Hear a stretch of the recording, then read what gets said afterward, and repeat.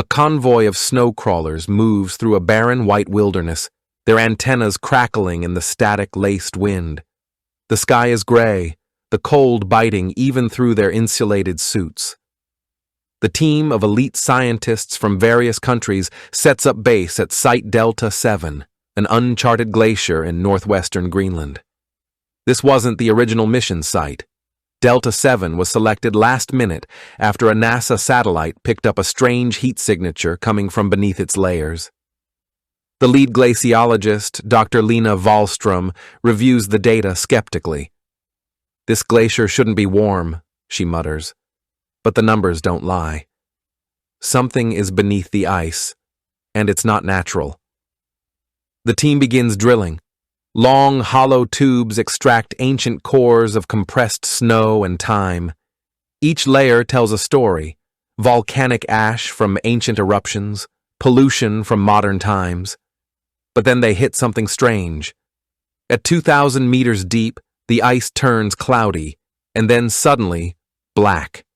A dark, organic shard is encased in the core, its surface glossy and smooth like obsidian, but warm to the touch. Dr. Evan Malik, a molecular biologist, insists it's organic. The team seals it in a quarantine chamber, unaware that a soft mist forms on the inside of the glass. Meanwhile, sensors pick up subtle vibrations beneath the drilling platform.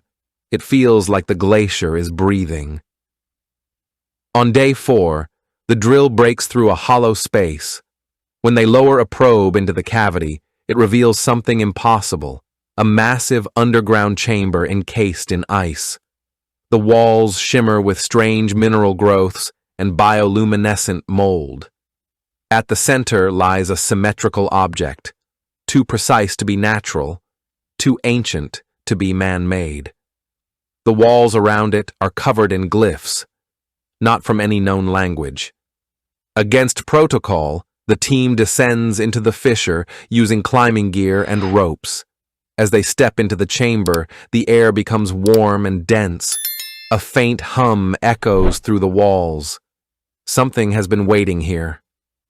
Inside the chamber, the ancient structure stands as if frozen mid-breath, like a sarcophagus or altar. When Dr. Wallström touches its surface, the carvings momentarily glow. A low-frequency vibration causes some team members to collapse, noses bleeding. Suddenly, one of the biologists screams. The organic shard they extracted earlier has liquefied in its containment and begun releasing spores.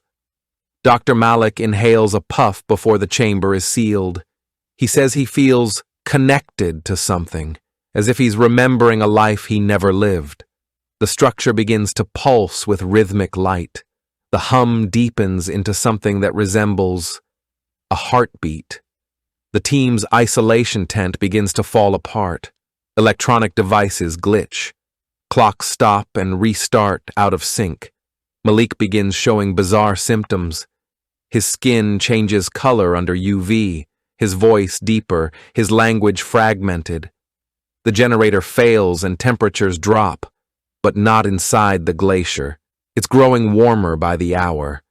At night, cameras outside record large, black shadows moving across the snow, slowly, deliberately toward the base. 2 researchers go missing.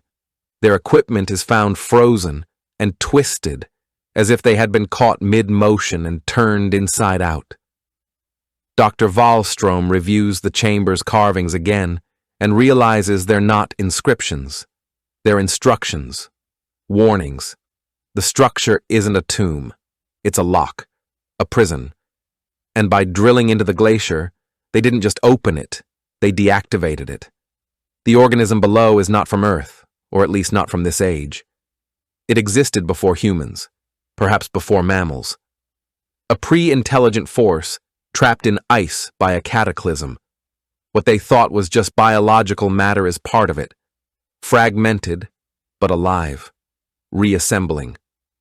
Lena realizes the glacier was not preserving history. It was suppressing a threat. Dr. Malik vanishes into the glacier. His voice comes back through a scrambled radio channel, distorted, echoing coordinates deeper into the ice. One of the younger researchers begins scribbling symbols from the walls without ever seeing them. The air becomes thick, and strange lights dance above the glacier, like auroras, but blood red. They descend again, this time to seal the chamber, but it's too late. The structure is open. Inside it, a form is stirring, not mechanical, not quite biological. A shifting mass, surrounded by dark crystals that pulse with memory. It's waking up, and it remembers being imprisoned. The team is reduced to 5. They try to send an emergency signal using an old nuclear-powered beacon. As the ice begins to collapse, Dr. Wallström records one final message. Delta 7 is not a research zone. It is a vault, and we opened it. Do not come here. I repeat, do not come. Static, then silence. She arms the thermite charges they brought as a failsafe, hoping to bury whatever is below one last time. Her last act is watching the structure implode in flames as the glacier cracks from within. A cold wind howls across the Arctic tundra. At a remote monitoring station in Ísafjörður, Iceland, technician Elias Jonsson sits alone in a darkened control room. His equipment crackles to life unexpectedly. It's an old emergency frequency, one that hasn't been used in decades. The audio is grainy, full of static and distortion, but a voice cuts through, warped and echoing. It remembers. It remembers. It remembers. Elias stiffens. The voice is unmistakably human, but unnerving. Layered, almost as if multiple voices are speaking at once. He replays it, the same phrase looping endlessly. Then suddenly, silence. Disturbed, Elias alerts the Danish Greenlandic Arctic Research Division. Within days, a multinational rescue mission is authorized. Helicopters equipped with thermal scanners fly toward Site Delta 7, navigating worsening weather and compass interference. When they arrive, what they see stuns them. The research station is gone, the tents have collapsed, the landing pads are buried under melted and refrozen layers of snow and ash. Scorch marks streak across the ice, long jagged burns leading toward a deep fracture in the glacier, now frozen over again like a scar. Equipment is scattered, fused into the ice. The drone bay is shattered. Not a single body is recovered. But one thing remains, a trail. Gigantic footprints, 3-toed, each the size of a small car, lead away from the site, heading inland. The tracks stretch for miles before disappearing beneath untouched snowfields. Satellite heat maps show a faint warmth moving slowly beneath the surface. At the rescue camp that night, one of the soldiers wakes up screaming. He saw something in his dreams. A massive, shifting shape with no face, but with eyes. Eyes that remembered. On a whiteboard in the camp's communications trailer, someone scribbles the same words from the transmission in shaky black marker. It remembers. The military seals off Delta 7 under the code name Operation Pale Wake. All records are classified. The public is told the team died in an avalanche. But in the classified archives, a red folder is stamped. Do not unseal Delta 7. The entity is mobile and the transmission continues, randomly pulsing through the Arctic skies. It remembers. It remembers. The camera pans across a vast frozen landscape, Greenland's remote interior where no human has stepped in centuries. The sky glows with a strange orange hue, though it is still the dead of Arctic winter. Satellite images from NASA begin to show an impossible development. Delta 7, the glacier that had remained immobile for tens of thousands of years, is shifting. But it's not melting like the others. It's moving. A black vein now runs through the heart of it, like something bleeding beneath the surface. The fracture line extends for kilometers, unnatural, jagged, glowing faintly from within.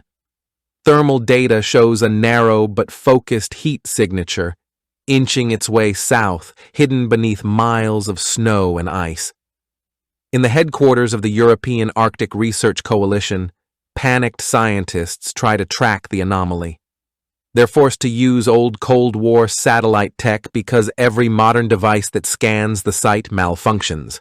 A physicist stares at the screen, whispering, "It's not just moving, it's choosing where to go." Meanwhile, in a remote village in northern Canada, strange reports begin to surface. The ground vibrates at night. Animals flee the forests. The northern lights now pulse in unnatural patterns, spirals and rings that hover for hours. Children draw symbols they've never seen, and the people begin to dream of tunnels beneath the ice, of eyes opening, of a name they cannot remember but somehow know. In the Vatican's secret archives, a redacted 15th century document is uncovered by a scholar. It speaks of a shifting glacier, a creature that comes before history, and a final warning: bury it beneath the coldest heart of the earth. Let no bloodline awaken it. Let no thought remember it. That warning was ignored.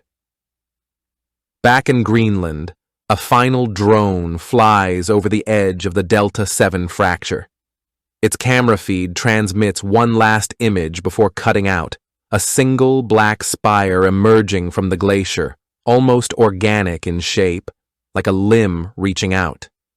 In the last frame, we hear the familiar broken transmission again, now clearer, deeper, as if the entity is no longer whispering. We remember. Cut to black. Title: They opened the wrong glacier.